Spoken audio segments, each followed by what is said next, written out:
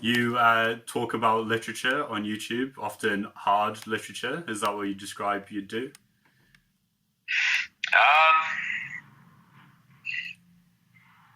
I think I would just describe it as talking about books that I loved. And that can range from books that are fairly easy to read, but difficult conceptually to, both difficult conceptually and difficult to read. There's a wide range. My only criteria is that I think it's they're books that have had a tremendous impact on me. That I think are better than food. Yeah, exactly. When I first found your channel, I thought that maybe Better Than Food referred to some sort of rating system, like maybe a book would be not better than food or something. But then when I watched it, I realized that all the books are better than food. So I was wondering why you always review books that impact you like that. Yeah, there's a really pragmatic part of that, which is just that you don't have much time if you're you as a viewer, your time is limited. You have all these different things going on in your life, and it's the same. I'm no different. It's like we all have the certain allotted time for reading, and books take a very long time to read. And so it didn't seem that it would help to criticize authors or books that I didn't enjoy, and it didn't seem like it would. It didn't seem like I had any authority to do that, or it doesn't seem like I have any authority to do that. But also dwelling on that kind of my negative reaction to something seemed like a waste of time. Yeah. And something I didn't want to feed, because you read certain books at different times in your life, and they affect you very differently. You can love one, you can despise it, or be totally embarrassed by your reaction to it when you're in your later 20s or 30s or whatever, or the opposite book when you're younger, and then I don't know, you turn 45, you read it, and you're like, what the hell was the matter with me? This is the greatest thing I've ever read. Yeah. So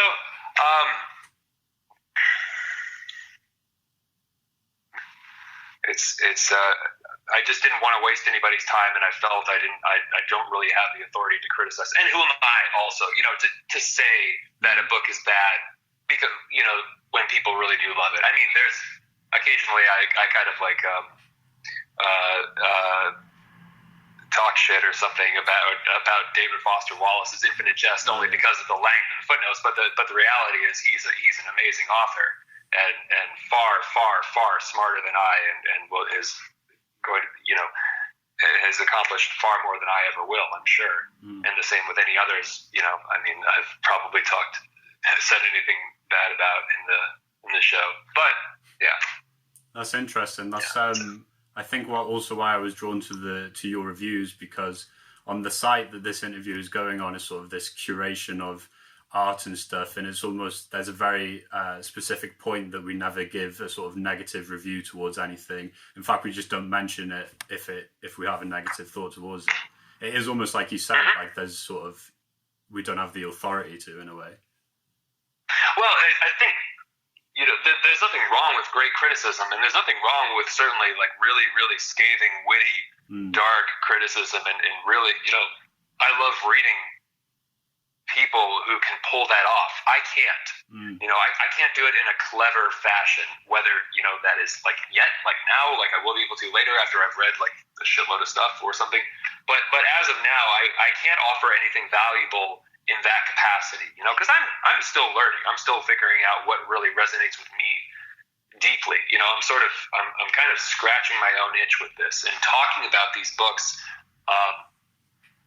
allows me to understand them better. So it's sort of it's kind of a win-win for me, because certain people haven't heard these books. I get to discuss them, and then I get to learn more from them in the process. Yeah. Okay. That's great. And despite reviewing books, you had a background in film. Is that right? Yeah, I went to school for film, and I just became jaded with it because I was super idealistic when I was in my early 20s, and kind of as the big democratization of everything started happening, and YouTube started taking off, and the internet and everything, and like everybody was able to make short films and music videos, and just this onslaught avalanche of content started coming out, which was radically inspiring, and but also like, whoa, kind of like swallowed up in the middle of this whole thing. And also the kinds of films that I wanted to make were not going to, I imagine, we're probably not going to find the budget that was needed to make them. Got you. You know, case in point, the adaptation of Story of the Eye, which, I mean, so I was really, really naive. And, you know, kind of semi-aware of it, but you know, really wanted to go for it and try. But in the end, I just, I kind of gave up for the time being. Okay. You know, you sort of never really give up on those dreams, but they sort of have to change and accommodate with the practical day-to-day of life, and you have to kind of like choose where to allocate your time. So right now, less focused on film, more focused on books, because you can books and writing. You know, like writing a novel can be just making a film, if not more so, and it doesn't cost anything except your own time. True.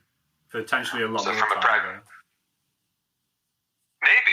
I'm not sure, actually, because, you know, making a film, trying to find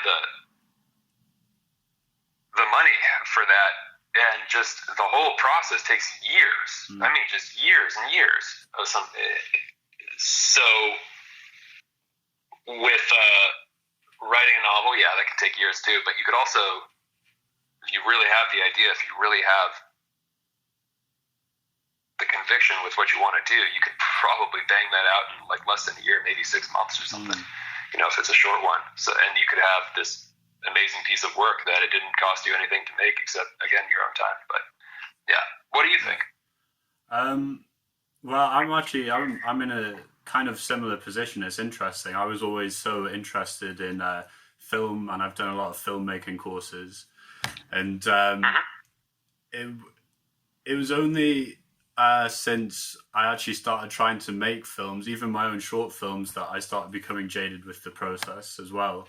It's not to me, it's not creatively, like, you can pick up a guitar or pick up a pen, and it's almost like the spark is there and it comes out. And then with the film, you get that great idea, and then months later you're location scouting, and it's like, you know, so it's very frustrating. So I feel similar. But it seems like everything's moving so fast these days that almost like the slow nature of filmmaking, but also the way we consume everything. It's like, who has the time to watch films? I hate saying that. I feel like my former self, who was watching like Bergman and Fellini and everything, would just be like, want to choke me right now. But it's like, really, life seems... It seems to have become so busy that who has the time to watch these beautiful, slow meditations on life and death? I mean, this is coming from somebody who reads novels, but I don't know. Yeah, I'm clearly conflicted over it, and I'm still working through a lot of stuff. So would you say you're jaded with just filmmaking, or also films as well? As in, like, do I like modern films, right? Am I sure. Like modern filmmaking? I mean, I don't watch a lot of modern films. That's sort of like the trouble. I really go back to the older stuff. I guess probably, I couldn't give a definitive answer, because I'm sure there must be some great filmmakers out there right now. I mean, I like Gaspar Noé. I haven't seen his latest one, though. And it's great. I like really Michael. It is Climax. Yeah, it's good. Yeah, it's crazy. Yeah, I got to check it out then. I believe it. Yeah, it looked like it. I think his work is terrific. He's one of the, and Haneke too. I like Michael Haneke. But I like older films the best. I find myself gravitating back towards classic films, probably like the dark stuff from the 70s. Or like black and white films from. I was going to say, what was that? You mentioned Jarmusch quite a lot. And I was... Oh, yeah. Yeah, I was wondering what your attraction to him sort of was. Well, I loved the blend of humor and darkness, but unfortunately, in his later work, it seems to be just kind of his particular blend of humor, which is not nearly as effective for me as the earlier stuff, when he really had this, I don't know what you want to call it, this edge or this grit or this real attitude. And Dead Man, that kind of blend of like attitude and humor was like down by law. I thought that was a terrific film that really summed it up for me. But Dead Man was like the culmination of everything that I ever wanted to see in a film, because it was an extremely dark film. I mean, it's really just a character's journey towards death, and yet he was able to display kind of the humorous nature of just day-to-day living somewhere in there, which I thought was perfect. I thought it really was a film that felt more real than real life for me. It also partially, I think, took place in the Pacific Northwest, which is where I was growing up. Okay. And where I saw it. So I was young. I was maybe like 11 or 12, and I had just never seen a film with that depth before. And the soundtrack by Neil Young was just like really, really haunting, and it all worked. The atmosphere of it. But again, the simplicity of the humor too, with like Iggy Pop and Billy Bob Thornton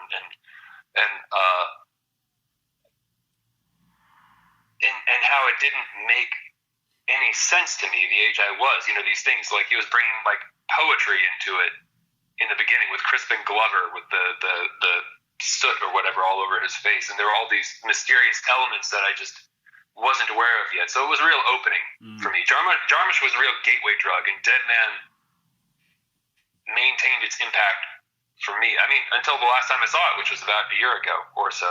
I just think it's magnificent. Yeah.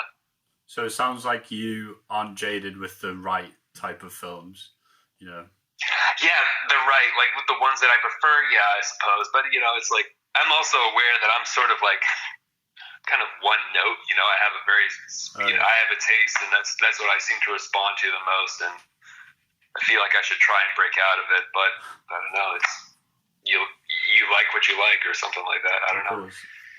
Which is actually a pretty good segue onto Story of the Eye, which I found through your channel and is a hell of a book, to put it lightly. Yeah. What was your first impression? I actually have the same question for you, because I tried to write something for the site about it, and it's almost impossible to put into words. But it kind of it disturbs me, to say the least. Yeah.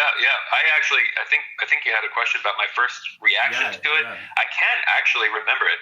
Really? My first reaction was sitting in a Powell's Books, and I laughed. Like I think I laughed out loud or something, or just like kind of like. Yeah. I just the total absurdity of it. I was just so. It was almost goofy. It was almost like silly, how outrageous all of the actions were.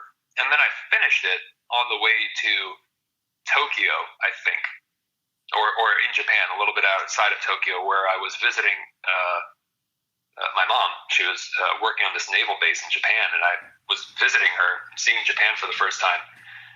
And because of that, I had a lot of time to spend on my own, and kind of isolated because I didn't speak the language, and I was just exploring and looking at this different culture and looking at Tokyo and just like sort of in awe of all of this, and just reading and thinking quite a bit. And this one really stuck with me. And even though it was a simple story, I think I read it again once or twice, and then it really started to get in there. And all of a sudden I wasn't laughing anymore, because it was like, this is kind of silly and outrageous and absurd, but then he would have these passages like where like discussing like the night sky and all of these lines. Yeah, they would come in these like deeply philosophical lines, it seemed. And I was like, okay, well, there's something beneath this.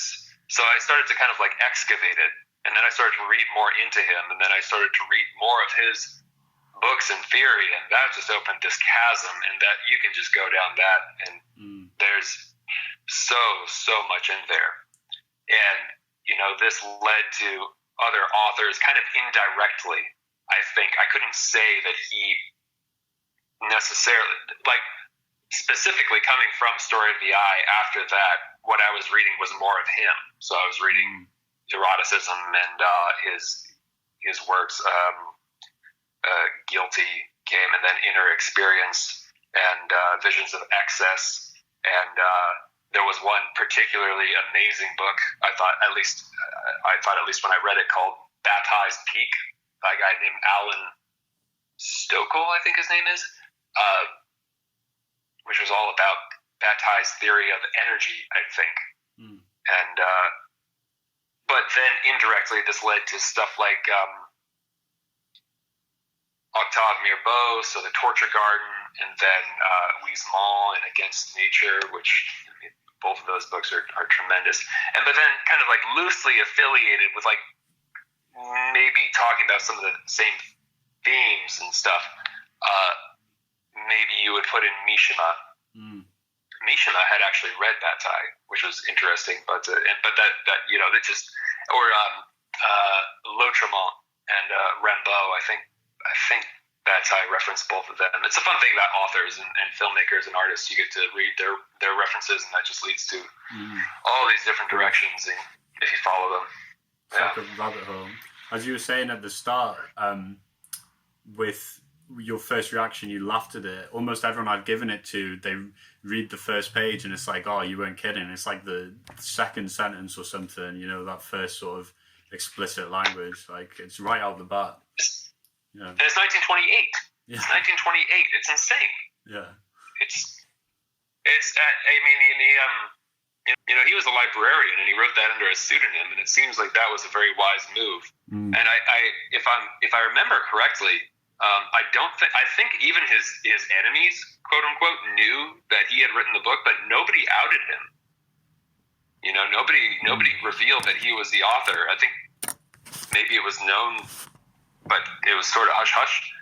And I don't think that it was revealed that he was the author either until, you might have to look this up because I could be wrong, but I'm pretty sure until after he passed away, then it was printed with his name. So that whole story, there's a mythology to that guy too. We could talk about the secret society of Asaphael and all of that around the time of World War II. I'm reading a book called The Sacred Conspiracy right now. There's a lot of material there if anybody's interested, and it's dark and it's powerful and it's interesting and it's, even in your review of it, you call it like a map almost. And what would you say would be the best sort of next step on that map? Obviously, I don't want you to spoil the whole journey, but No, yeah. No, I don't know if you could. Because it can lead you in so many directions. But I would say read, if you're interested, you really enjoyed the book, I would say read his biography by Michel Surya, which is tremendous. An amazing biography. I think the best I've read. And I guess I haven't read that many biographies, but that was a fucking amazing book. And great portrait of a character, a complicated character, or a complex character rather. But and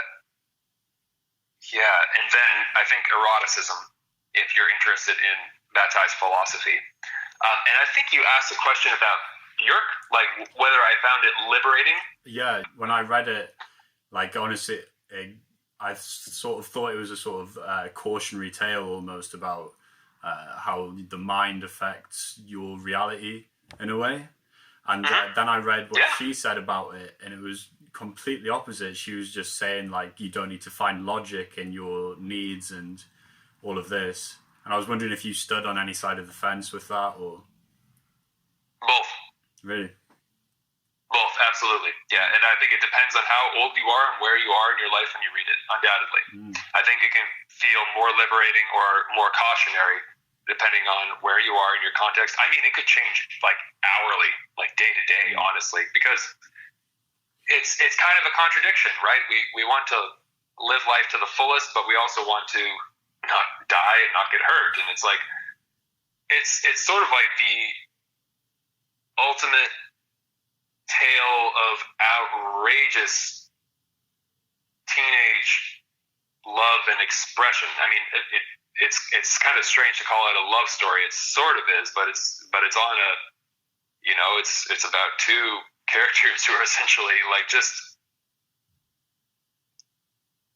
uninhibited to the point of self-destruction and the destruction of everybody around them. It's like teenage love set on fire or something, but pushed way, way, way beyond any rational, reasonable state. And it's like, just if that switch that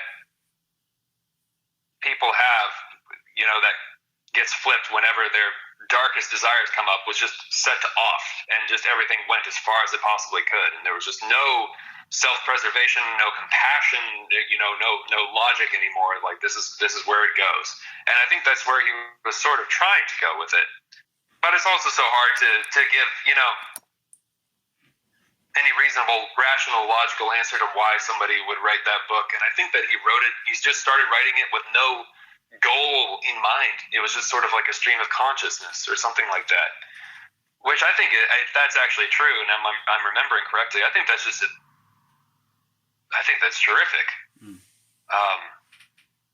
He's not trying to teach anybody anything, I don't think, but it's what it reveals about humans, which is so compelling. But that's the thing about Bataille, is he said that there was some great quote, which is like,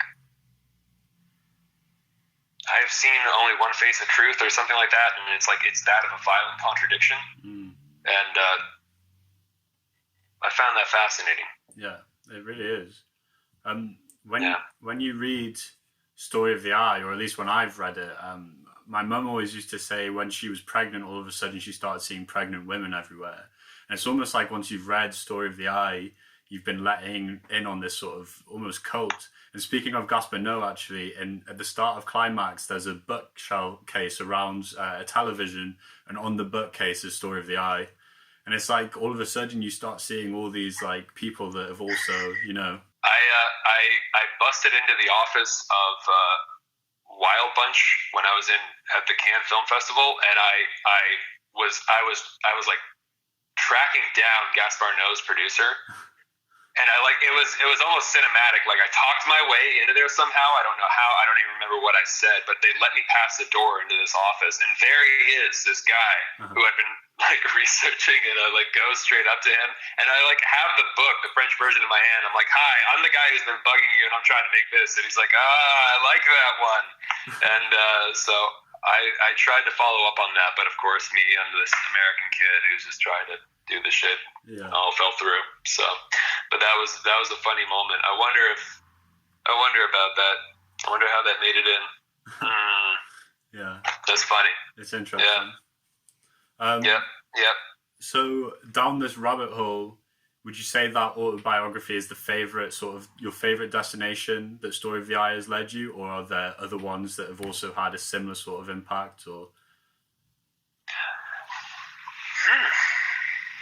yeah, the biography is the best. But I mean, you can sort of branch out from there. You can go to like just, you know, his influences, which is like mostly like, well, not mostly, there's probably a lot of them, but there's Sade and Nietzsche. But then if you like the decadent authors as well, then you have Huysmans and Mirbeau and Lautréamont and Rimbaud, and then you can just branch off from there. And I mean, there's all kinds. Yeah, but the biography and his theory of his philosophical theories were the most interesting to me, because they're just,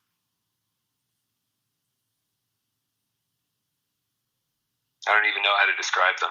Yeah, I would go check them out for yourself. That sounds enticing. Yeah. Okay, well, I mean, I think that's pretty much all I wanted to ask you, but I had some quick fire questions actually. Yeah, absolutely. I was wondering what album or artist you've been listening to a lot recently, because I know you're a big music fan. Huge music fan. Thank you for asking. I appreciate that, man. Thank you. I could like list a shit ton of stuff. Just about anything on Sacred Bones for one. A lot lately. 13th Floor Elevators and Rocky Erickson. I recently got into that. But really, I've just been listening to the one song over and over again, which was You're Gonna Miss Me, which is a terrific song because I'm moving to Austin, Texas, so I sort of have this garage rock thing, or psychedelic garage rock thing, Black Angels, big fan of them, Townes Van Zandt, big fan of him.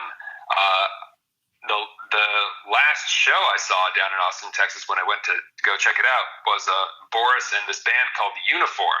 And I'd listened to this band called The Uniform, and then there's this track called Perfect World by this band. Those guys are harsh, dude. That is some really heavy shit. That's about the most vicious stuff that I've heard recently, where I was like, oh man, that sounds good. Yeah, like it sounds they're on Sacred Bones. And that's the and then there's one band which I just want to mention, who I've been listening to for a while. It's sort of shoegazy, noisy rock, very, very strange. I think they were fairly short-lived, but it's a band called Skywave.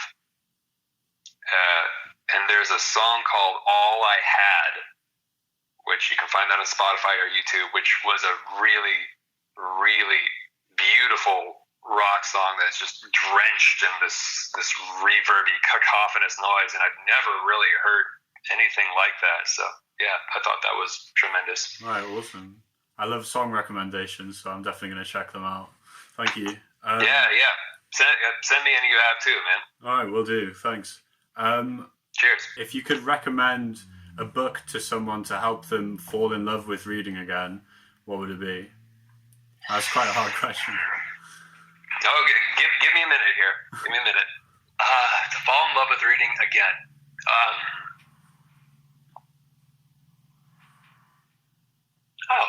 Yeah. I mean, well, okay, so here we go. My answer came a little faster than I thought. I fell in love with reading novels again because of Roberto Bolaño when I was about 19 or 20. 2666. That was the one where I was just like, wow. And I think I read an interview with him, and he was talking about Borges and how much he loved Borges. And then I read the collected fictions of Borges in Japan as well, and I read those, and it's just astounding. So if you would like to get back into reading, that's kind of an unintimidating way to do it. And it's not, maybe it's intimidating, I'm not sure, but it's not a giant commitment, because these are short stories that he wrote. And if you read the collected fictions of Jorge Luis Borges, it's you're transported to so many interesting worlds, and you get so much for so few pages. They're so economical, and they're just beautiful, just astounding. And I would say start with that, because everybody's different. They all have their own tastes and preferences. I think I definitely couldn't say Story of the Eye, because that's going to that's not a book for everyone. I fully get that, but Borges maybe is the one I would recommend to everyone. Great, thank you. I actually have 2666 staring at me on that shelf, just this tome that I don't know if I'm gonna get around to. But I actually finished Gravity's Rainbow in summer, so I can't be reading another big book. What did you think? Because that one's on my shelf. That's the tome on my shelf that I haven't finished. It took me a year off and on, basically. And almost, you know how sometimes when you think of films like 2001, where it's almost like they're almost like aside from other films. It's kind of like, you know, they're not the same sort of thing as them. Do you know what? I don't know if I'm explaining that right, but it felt like a project almost. And even though it was sometimes like so frustrating, it also did things with words that like I have never even, that I couldn't even conceive could happen with words. So it was pretty, frustrating, but also very rewarding at the same time. Okay. All right. Well, I think I got to read it because everybody's been talking about that one, and Pinchon in general. I tried the short one. Damn it, I can't. Crying of Love. Nope. Thank you. Yes. Yeah. Crying. Yeah. Right. I tried that one. Didn't hit me. Wasn't into the humor. It didn't resonate at the time. But I'm definitely willing to try again. And I think I'm going to do Gravity's Rainbow and give it a real shot. I've started and stopped. Yeah. It's kind of like the Bible, unfortunately. I've started and stopped so many times, man. Yeah. But that discipline, that exercising that discipline when you're reading is so crucial, man. Distraction is death. I just came up, I was having a conversation with my wife, and I was just talking to her, and I came up with that line that came out of my mouth, and that's what I want to get across to people. Distraction is death. Your phone is fucking death.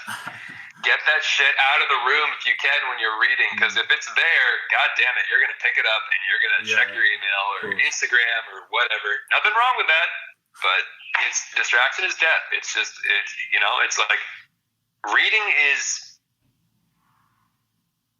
demands focus. You can't it's not just like passive. You can't multitask. You are reading. You are reading, you are interpreting the shit on the page, and you got to give it that time and space. It's almost like meditation or something. I don't know. What do you think? Yeah, I completely agree. Like reading, I remember I watched a YouTube video by what was he called? Max Joseph. It's about like finding reading again. He visits like all these bookstores in across the world, and he speaks to this professor of literature, and she calls reading forced meditation, which is something I really like. Oh, brilliant! Yeah, that's great. That's wonderful. Thanks for that. Yeah, you're welcome. Oh, yeah. I can send you the video. Actually, it's great. It's really great. Please. Yeah. Yeah, I would love to check that out. Yeah. That's I think Distraction is Death is a pretty great way to end the interview. So thank you very much for taking the time out to do this. Well, I'm very flattered that you got in touch and that you were interested, and thank you very much for watching the show. Seriously, I mean, I sincerely appreciate it. Thank you. Thank you. All right, great.